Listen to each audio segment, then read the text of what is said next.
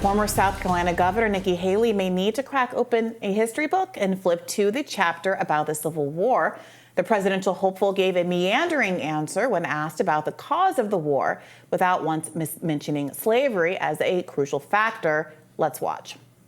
What was the cause of the United States Civil War?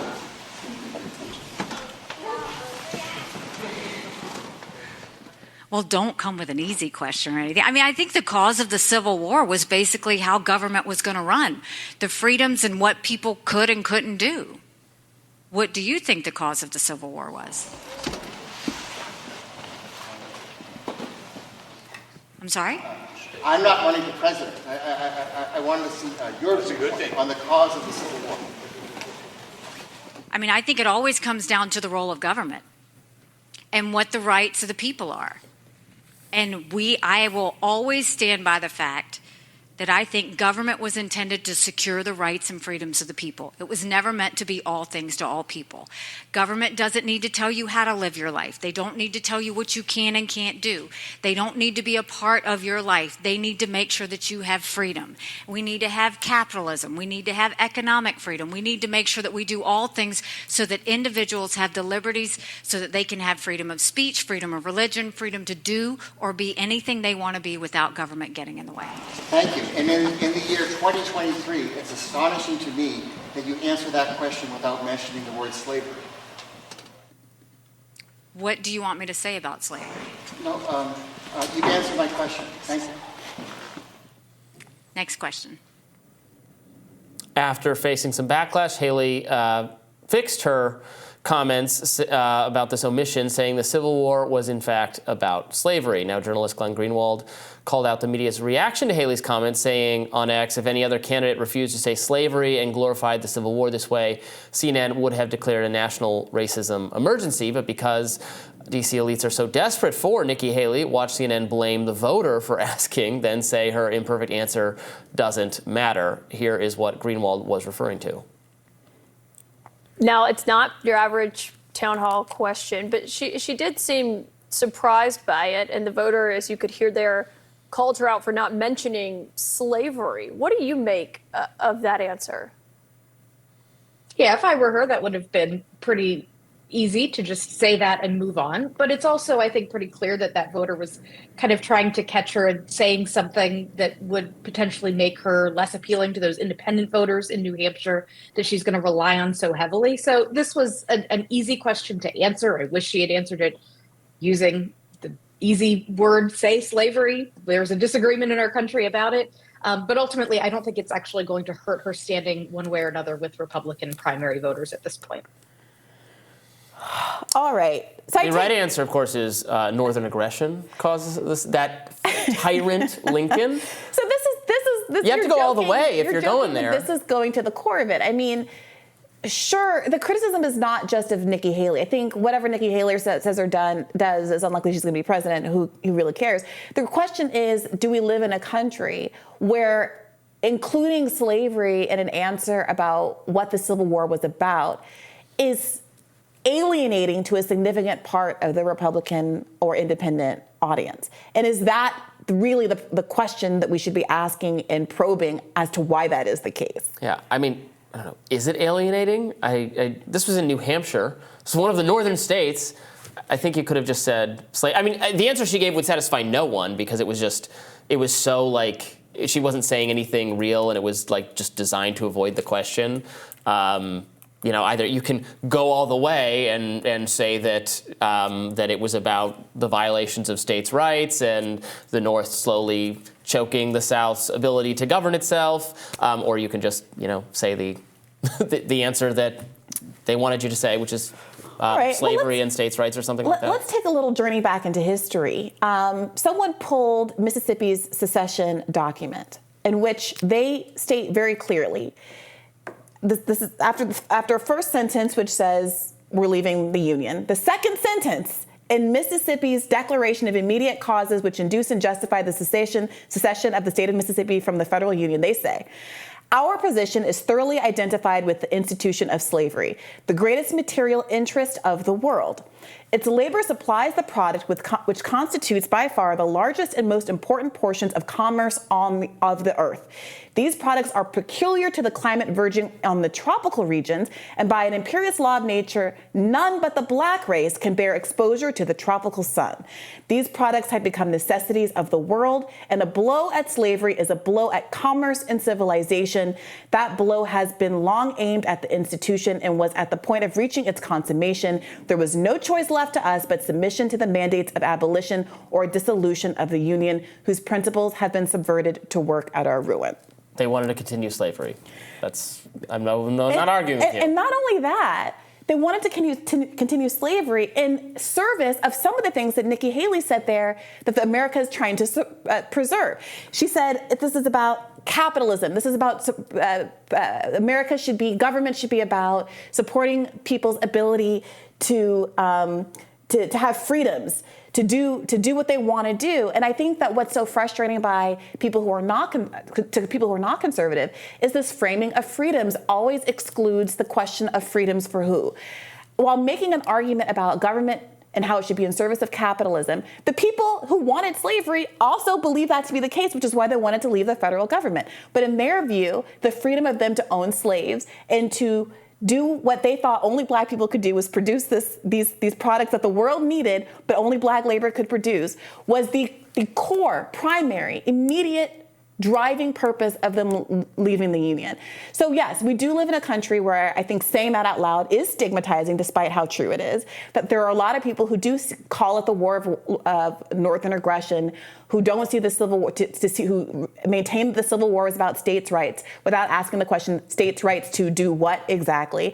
And there is something frustrating about Nikki Haley's persistence here and tiptoeing around those people when giving an answer in New Hampshire, a very northeastern state that had absolutely nothing to do with the Confederacy. Yeah, she just should have said slavery. I mean, what else do you want me to say? So another part of this is that, I don't think Nikki Haley is wrong to fear blowback, largely because Tucker Carlson, for one, has been bringing up a singular tweet that she did in the wake of the 2020 protests, in which she said, and I was trying to pull it up, maybe I can find it before the segment ends, but a rather anodyne statement about how this is like a moment of reckoning and we should all look to see, what's going on in our society that George Floyd could be killed on camera in this horrific way. And after that, she's condemned the protest. She's no friend of Black Lives Matter, but Tucker Carlson has been trying to use that one tweet, he's brought it up now multiple times, to paint her as somehow like the queen of Black Lives Matter, who's overly sympathetic to violent BLM mobs and all of that sort of thing. So if that one tweet gets you that level of pile-on from someone who wants to undermine your political efforts, who just doesn't like you, like Tucker Carlson, then yeah, I think that she was not wrong to fear retribution. But what does it mean that there's a Republican base out there, or an independent base, or some base of Americans out there who would condemn her, who would punish her for simply saying that, yes, the Civil War had a lot to do with slavery? Yeah, I mean, there's also the taking down the Confederate flag from some. I think that's actually the animating event. Look, I don't really care for Nikki Haley. My beef with her is not along these issues, so I don't really care what she's been accused of endorsing, like the Black Lives Matter riots and property destruction. It looks to me like she never actually did any of that. She clearly thinks that she is perceived as being out of step with conservative culture, thus, I guess, this kind of effort to avoid saying that. I'm not actually sure she would get in trouble for saying that it was about slavery. That seems like really expecting people to turn on you for a pretty benign statement. I think you can say that. I mean, I don't. I mean, she was. You could also.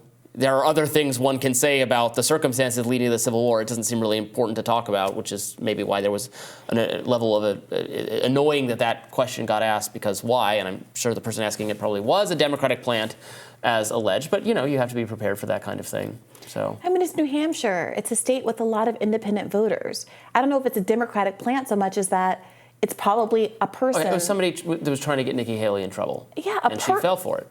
A person. Like, this feels a little like when Democrats argue that Russiagate did posts that made the election outcome for Trump in 2016. And then the post they'll point to is something that says, like, America has a history with racism. And they're like, oh, black people were deluded by Russia into thinking America has a history of racism. It's like, well, It's a true statement. Either you can confront the true statement and deal with it, or you can't. If people are saying true things that make you look bad, that's on you, bub. You can't externalize blame on that one. And this, Haley framed, she said, well, this is a hard question, like, sarcastically, oh, hit me with an easy question, why don't you? It actually was an easy question. It's an easy question in a country, in a world, and in a political environment where you can say honest historical facts about the things that happened in American history. Honest historical facts about the war that took more American lives than any war in American history. But we don't live in that country. And at the same time that she's prevaricating on that stage, we have people like Christopher Rufo and Ron DeSantis who are actively trying to pull African American history, which is American history, from schools so that no one will read what I just read into the record here about what Mississippi's secession document actually says. Nobody is trying to stop you from reading about Mississippi's succession document. Robbie. What are you? No. The reality about the Civil War, it has been taught, is being taught, and will continue to be taught. It's not Confederates planning our school books. I'm surprised you have this. It sounds, the North did you could say that was fine. They needed to do that, and this was necessary to end the institution of slavery, which is horrible. The hundreds of thousands of deaths, the invasion and conquest of the South, the burning of city after city, a scorched earth policy of totally destroying the Confederate armed forces, killing and capturing their leaders. That's fine. That's what we did. We can't examine. I think it's fine to wonder if that was the greatest course of action or the ideal way to bring about the end of slavery, particularly because the North invented the draft and the purpose of doing it, which is, in my view, also a form of slavery, that then persisted for another 100 years. Forcing people to go die in warfare is the most objectionable thing I could possibly think of. Weird. I think 400 years of chattel slavery having ritualized. If the government can make you die, if they can make you die. Do you think slave owners can kill their slaves didn't kill their slaves? I'm saying this is a form of slavery. I'm not saying slavery is not slavery. You just said that the draft is the worst thing that you could think of. And we're having a conversation about chattel slavery in the United States of America. If the government can make you go die on a foreign battlefield, you don't own yourself in any conceivable way. So that's why I don't romanticize the North's actions. You have a right to get married if you're in a war. If you're drafted, you have a right to keep your own children, not have them literally sold away from you as property. You have a right to wages for your labor. You had a right to a GI Bill. Inventing one kind of slavery is the right way to get. Robbie, you can make your point without making a comparison between the draft and chattel slavery, which was a multi-generational pogrom against millions of Africans who were brought across the Atlantic and kept for hundreds of years without a single right in the land. Very bad, shouldn't have done any of it, should not have enslaved people in the course of ending it. And in fact, it is obviously prohibited by the same amendment to our Constitution that ends slavery should have applied to the draft as well. But all right, I don't like people dying. I don't like people being enslaved. I don't want any of this. And I don't know what we're arguing about at this point. Me either. What, so you support the draft? I support not comparing the draft to chattel slavery. Okay, so you support the invasion of the South and the killing of hundreds of thousands of people and the burning of all their cities? To free my ancestors? Hell yeah, Robbie. Okay, we found a war you can get excited about. Total destruction until they surrender.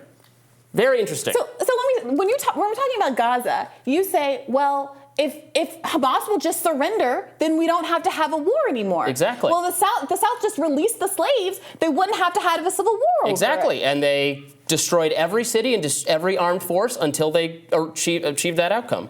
That's what I'm saying. No, you have a problem with this as applied to any other conflict, but not this one. The difference is, Robbie, that you ignore the fact that 2.3 million Palestinians have been kept in an open-air prison for decades after 700,000 of them that lived and were indigenous to the land now called Israel were driven out in an ethnic cleansing event in 1948 at the founding of Israel. Subsequently, they were living under those chattel conditions with a blockade where Israel won't even let them have chocolate. They have to have special passes and checkpoints like apartheid South Africa to get from one point to another.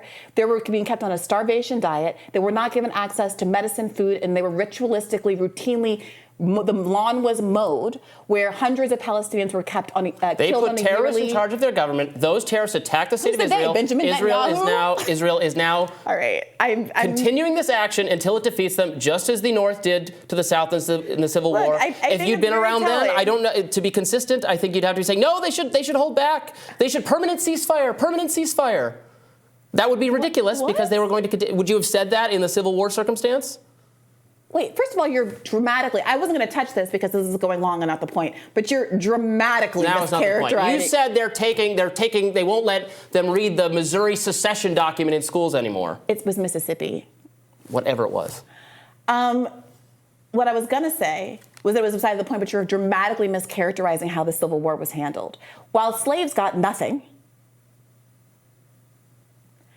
slave owners were literally paid reparations and given the cost of their losses and made whole during the war. And after a very brief period where it looked like there would be some semblance of enforced equality in the South, it went out the door after Lincoln's death. And we had a very brief period where we actually had black senators elected and the like in the South.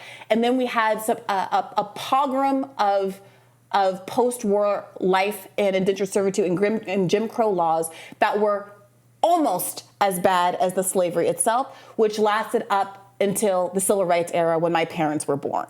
So, excuse me, this is not a historical abstraction, although for people who don't read, who live in Florida, very soon it might just be an abstraction as they're disallowed from actually taking African American classes at these state schools. Go ahead. But this is really real. And I do think it's very telling that the same people who I think would likely probably defend the South in the Civil War, a lot of the people who aren't understanding why the cause of freedom is so important for Palestinians, it's so important for black people, because fundamentally there are some inalienable rights which are in our Constitution, but which were not evenly applied to all human beings in the United States of America, because black people under the law were not considered to be full human beings, according to our Constitution. And I'm saying it's totally inconsistent, your view on whether is the correct course of action for a government to invade another area seeking the total elimination and destruction of an enemy government and then imposing new conditions on it. The North was... Israel is not seeking the total elimination of a government. Hamas is the government of the area.